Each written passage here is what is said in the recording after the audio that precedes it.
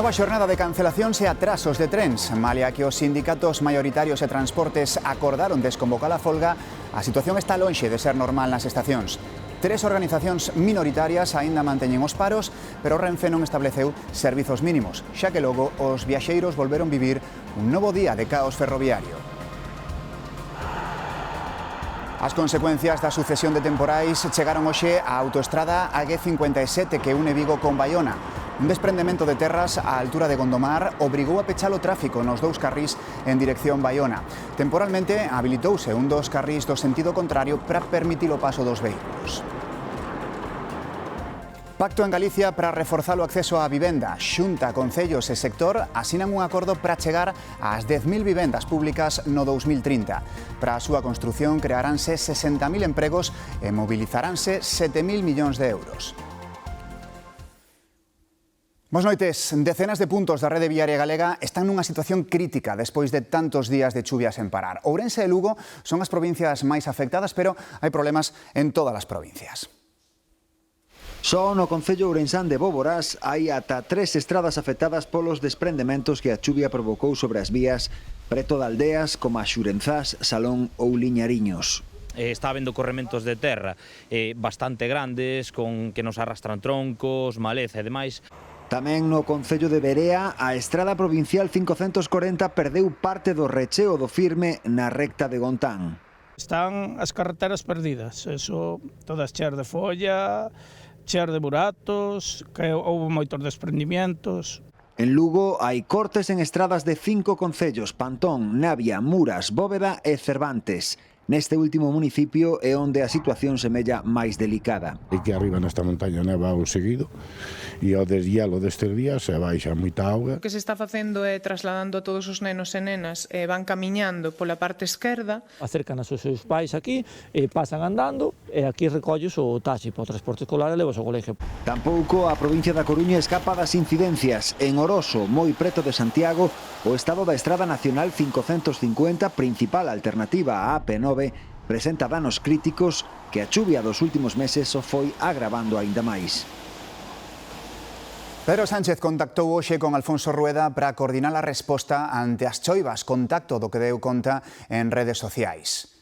O presidente galego agradeceulle traballar xuntos para previr incidentes e pediulle arranxos na rede viaria que depende do goberno para garantir a seguridade.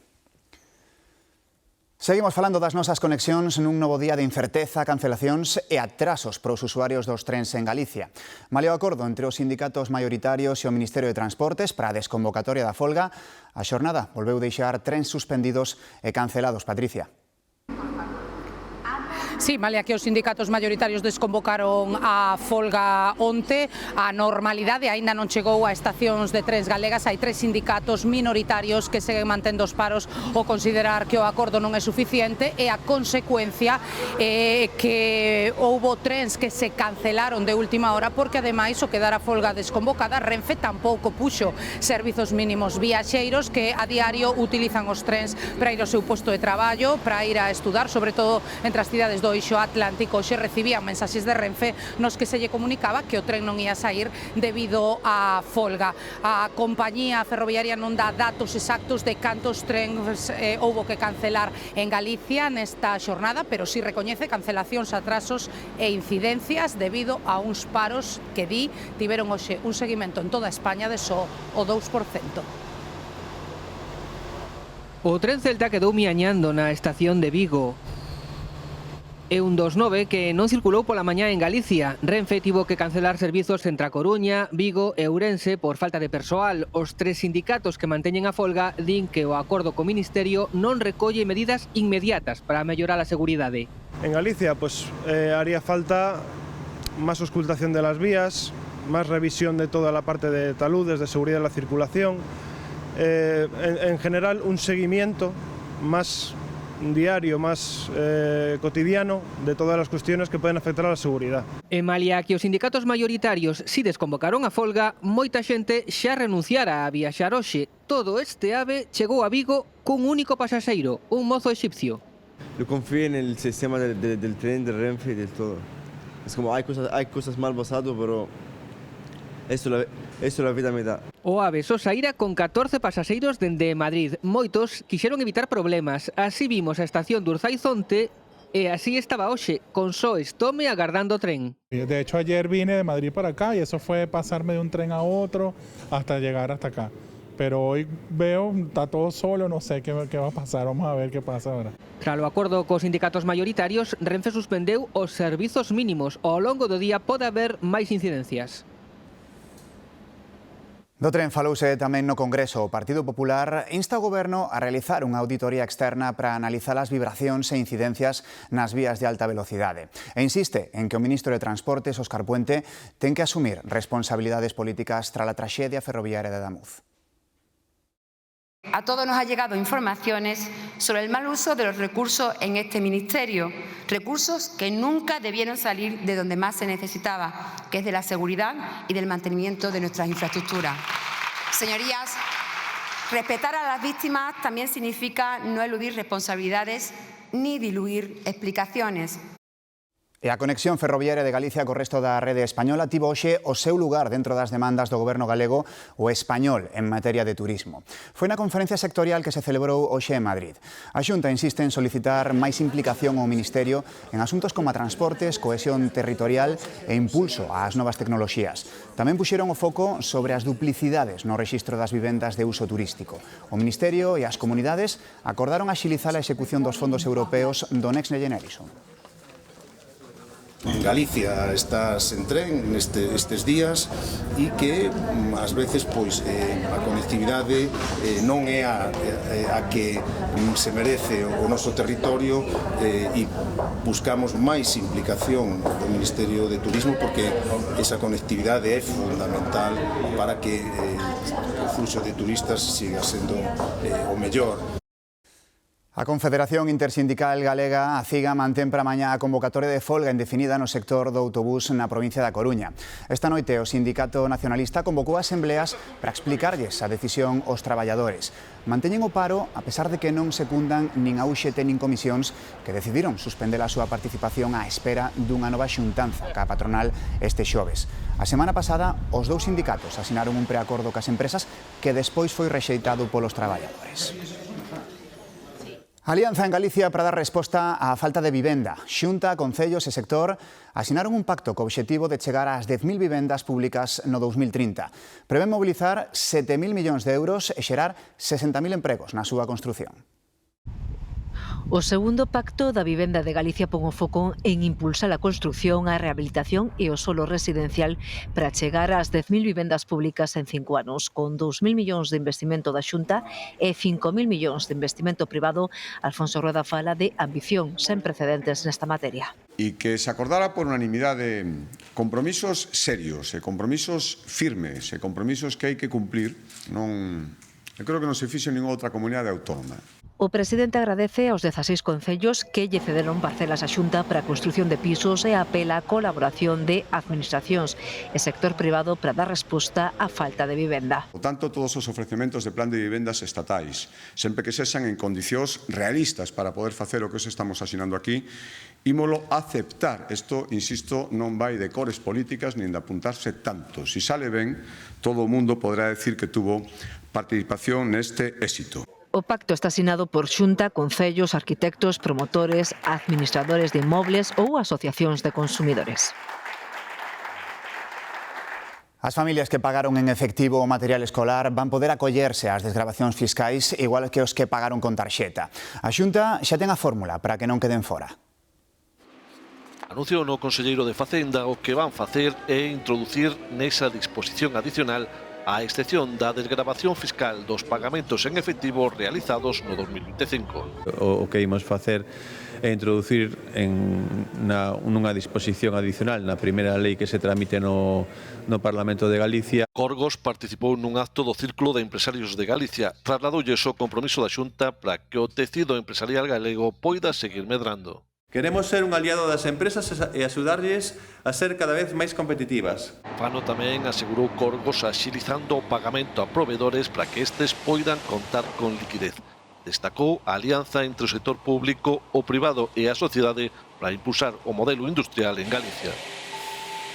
A Eurocámara adopta novas medidas para protexer o agro europeo e os seus produtos fronte á competencia exterior. O Parlamento Europeo quere desbloquear a tramitación do acordo comercial con Mercosur. María. Sí, os eurodeputados dan luz verde a un mecanismo de protección rápida para os produtos agrícolas máis sensibles, carne de tenreira, polo, ovos, azucre e cítricos. As salvagardas permitirán á Comisión frear importación se superan o 5% e provocan unha caída equivalente nos prezos europeos. Poderán activarse en menos dun mes, cun control continuo do impacto no mercado. Bruxelas busca así garantir que o acordo con Mercosur non prexudique aos agricultores da Unión Europea e gañar apoios para a súa ratificación definitiva. A esquerda busca fórmulas logo da desfeita dos resultados nas eleccións de Aragón. A maior parte dos partidos de esquerdas busca rearmarse nunha coalición para presentarse aos comicios xerais. Mentres, Felipe González anunciou que non votará a Sánchez se presenta ás eleccións. O PSOE parece que lle custa digerir os resultados en Aragón. Sí que se hace una autocrítica, son unos malos resultados para la democracia, para el progresismo. Pero as explicacións da súa desfeita electoral non van moito máis lonxe. Os argumentos non convencen os socialistas críticos coa actual dirección do partido. Me sorprende que non hai ninguna autocrítica. E ante iso, Felipe González confesa que votará nas próximas xerais. Votaré en blanco. Ata os socios do goberno ven o adianto das eleccións máis preto. Una legislatura hasta el final del 27 llevada a base de decreto ley puede ser mala para todo el mundo. E o socio da coalición xa arranca motores. O día 21 van presentar unha nova coalición electoral con 4 partidos, os que agora están no goberno. Sería unha refundación de Sumar. Aspiramos a que Yolanda Díaz sea cabeza de cartel. Pero Izquierda Unida oponse, pide caras novas. Todos somos necesarios, todos somos imprescindibles, lo que pasa es que nadie solo es suficiente. Tenden llaman a Podemos, pero os de Belarra desdeñan o convite. Nosotras no entramos en consideraciones sobre cuestiones internas de Sumar. O PP tira de ironía. Ya les doy un nombre, se podría llamar supervivientes. E concéntrase nas súas negociacións con Vox. Os de Abascal piden entrar nos gobernos de Extremadura e Aragón. Pues habrá que entrar, pero eso estará en manos del Partido Popular. Os populares volven pedirlle responsabilidade. Cometeremos un error imperdonable si no somos capaces de acoger la oportunidad que nos están dando los españoles. O Bloque Nacionalista Galego, canda Bildu, Podemos e o resto da esquerda parlamentaria agás o Partido Socialista instou no Congreso a que o goberno español exixa aos Estados Unidos que levante as medidas de embargo sobre a ditadura castrista. Sen a chegada de petróleo dende Venezuela, o réxime afronta unha crise enerxética sen precedentes. A proposta pretende que España se ofreza a liderar dende Europa unha posición contraria ás medidas de bloqueo económico que existen desde os anos 60 do século pasado. O Goberno aproba por Real Decreto prohibir os incrementos de prezos en transportes e alimentación en situacións de emerxencia. No caso de incendios, inundacións ou accidentes, o Executivo poderá intervir os prezos de servizos e produtos e impedir que suban por riba do máximo que tiveran no último mes. A medida comeza agora o seu percorrido parlamentar para a súa convalidación. O Goberno que avanza na posta en marcha tamén dunha prestación universal por crianza que se recibirá con independencia da renda das familias e que poderá chegar aos 200 euros ao mes. É unha das medidas que recolle a Estrategia de Desenvolvemento Sostible que acaba de aprobar o Consello de Ministros. Pendente da súa tramitación, a intención é incluíla dentro do proxecto de presupostos do Estado para este ano que o Goberno aínda non presentou. A actriz Elisa Mulía anunciou esta mañá que continuará exercendo a acusación particular contra Íñigo Errejón. A semana pasada enviara un escrito ao xuíz renunciando a seguir co proceso. Agora retráctase e segue adiante ca acusación por agresión sexual. Mulía adopta esta decisión despois de que a Fiscalía solicitara a absolución do exvoceiro de Sumar. O Ministerio Fiscal consideraba que houbo consentimento nos feitos denunciados e que non son constitutivos de delito. He decidido que voy a continuar con el procedimiento porque me ha parecido deleznable que la Fiscalía, después de que yo me haya retirado, escriba un escrito de absolución. Íñigo Errejón estaba citado esta mañá para que o xuíz lle notificara a apertura do xuízo por suposta agresión sexual. Finalmente, o magistrado decidiu suspender a citación por seguridade xurídica ata que Molía aclarara a súa posición. Mi testimonio es veraz, no me he inventado una sola coma y esto me parece vergonzoso, vergonzoso. Y voy a ir hasta el final, ahora sí que sí voy a ir hasta el final. Elisa Mouliá denunciou a Íñigo Errejón en outubro de 2024 de agredila sexualmente 3 anos antes durante unha festa na casa duns amigos. O xuiz Peinado dalle 10 días de prazo a Moncloa para que entregue todos os correos electrónicos de Begoña Gómez desde 2018. O magistrado tamén lle pediu ao Ministerio do Interior que o informe das viaxes ao estranxeiro da muller do presidente do Goberno e a súa asesora. Máis asuntos deste día, xornada atípica de hoxe en boa parte do país con temperaturas inusualmente altas, case de primavera. En Ribadeo acadaron case os 20 graus, 19,7. Tamén no sur, valores moi similares. Verín, 19,6. No Valadouro e en Leiro quedaron en 19. Cambian as temperaturas. O resto segue igual. Un día máis de chuvia e mañá ven unha xornada complicada con toda Galicia con algún aviso por vento, por acumulacións de auga ou por mala mar. As consecuencias desta sucesión de temporais chegaron hoxe á autoestrada que une Vigo con Baiona. Un desprendemento obrigou a cortar 2 carrís e seguirán así polo menos ata mañá, Demetrio. Sí, esa é a previsión. Ese derrube obrigou a cortar o tráfico neses 2 carrís sentido Baiona e a habilitar os outros 2 carrís que van sentido Vigo en ambas as 2 direccións, un para Baiona e o outro para Vigo. Como decíades, en principio está previsto que así permaneza cortado ata mañá, cando un xeólogo visitará acompañado de técnicos de infraestructuras a zona para ver se é necesario apuntalar esa parte do terreo ou se xa se pode abrir ao tráfico. Onde tamén se deixan notar os efectos das chuvias é en Vigo. Un camión do lixo quedou atorado nunha fochanca na rúa Casal de Abaixo. O asfalto cedeu literalmente debaixo dunha das rodas, deixando o camión, como ven, completamente atrapado. Crese que as filtracións de auga puideron debilitar o terreo. Xa son polo menos 11 os detidos no operativo policial desenvolvido en Teo e Padrón. Entre os delitos que se lles imputan están o de falsidade documental e furtos continuados. Hoxe, houbo novos rexistros en negocios de compravenda de coches. O cartel está ben á vista. Mercedes de 99.000 euros e non é o coche máis caro que teñen no negocio. Levaban nesta nave o PD Nacional que vai de Santiago a Padrón apenas unha semana. Allí tenían los coches de alta gama. Sí. Empezaron ahora este mes, en febrero. Vinieron para allí. Y está la policía allí, y está, bueno, reventaron la puerta. Aquí leva unha semana, teñen un negocio abaixo de venta de coches, e agora puxeron aquí coches de alta gama. No outro, na esplanada que está ao pé da Resol na mesma estrada, levaban anos, porque esta xente leva tempo na compravenda de coches. Allí na esquina de Repsol tienen tamén coches de importación. No sector coñécenos, teñen relacións, compran en concesionarios da zona, pero polo que sexa, a xente tenlles medo. Gente complicada, son rumanos y parece que no hay papeles y bueno, no sé qué problemas hay con los coches. Ya te digo, aquí hay movimiento tremendo, está la policía aquí cada 2x3, no sé cómo va a acabar esto. Últimamente tamén se vían matrículas de fora, coméntase que de países do leste, incluso da propia Romanía. Quizáis aí está a clave da operación, supostamente por delitos fiscais, por posible evasión de impostos. Matrículas españolas e hai un par deles, creo que, con matrícula estranxeira. Hoxe o traballo policial centrouse nos negocios, trasladando os coches para que den baixo custodia do xulgado, porque, segundo fontes oficiais, están ante algo moi serio. Un incendio na azotea obrigou a desaloxar o centro comercial As Cancelas de Santiago. A orixe do lume estivo nunha máquina de refrixeración. Non houbo feridos nin danos no interior das tendas. Unha aparatosa fumareda saía da azotea do centro comercial As Cancelas pouco antes das 2 da tarde.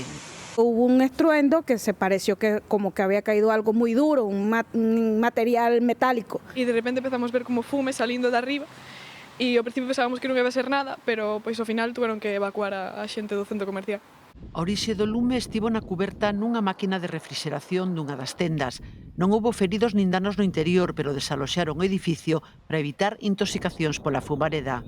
Vimos pasar corriendo uno de seguridad y luego otros 2 bomberos detrás.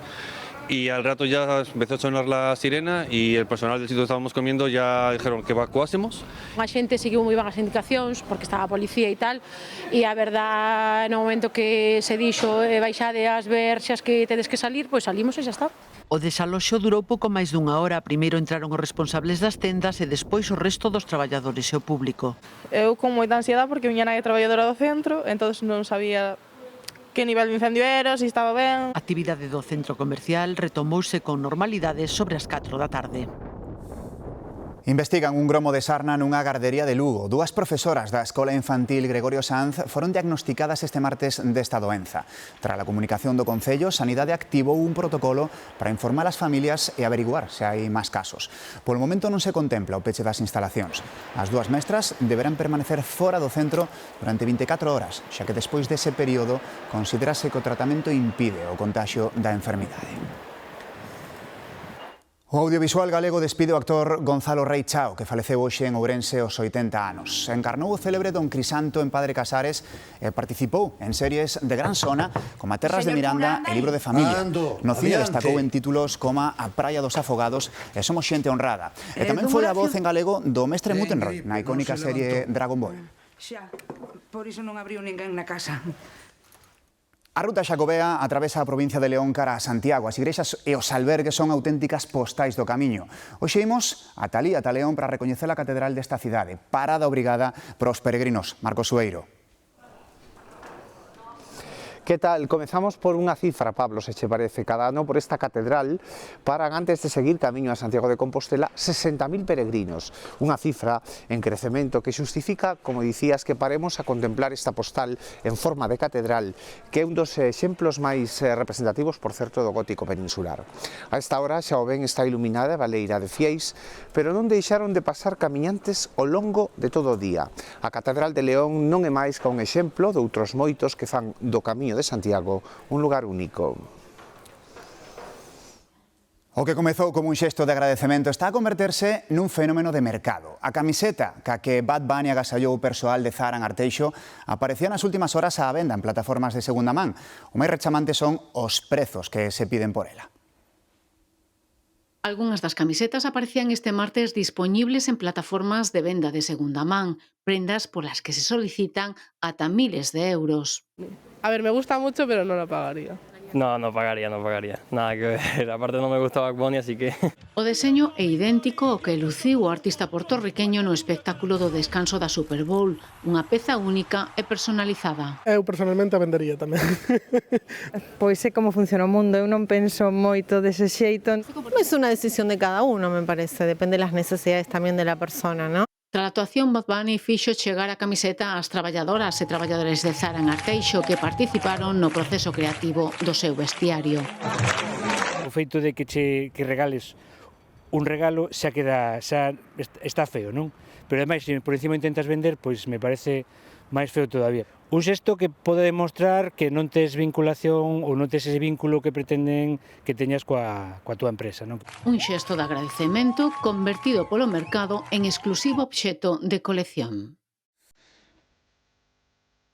Traemos hoxe unha historia que cumpre 30 anos pero que está de máxima actualidade. A partida de xadrez que enfrontou o ser humano ca máquina. Xogaron o campeón mundial Garry Kasparov contra Deep Blue, un superordenador que podría ser unha especie de inteligencia artificial daquela época.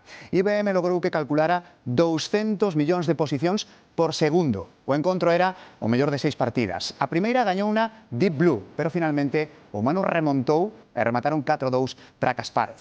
A superioridade humana parecía a salvo, pero o ano seguinte xogaron de novo. Gañou a máquina e Kasparov retirouse acusando a IBM, a marca, de facer trampas. Ninguén e va ben perder, e menos contra unha máquina. Ata mañá.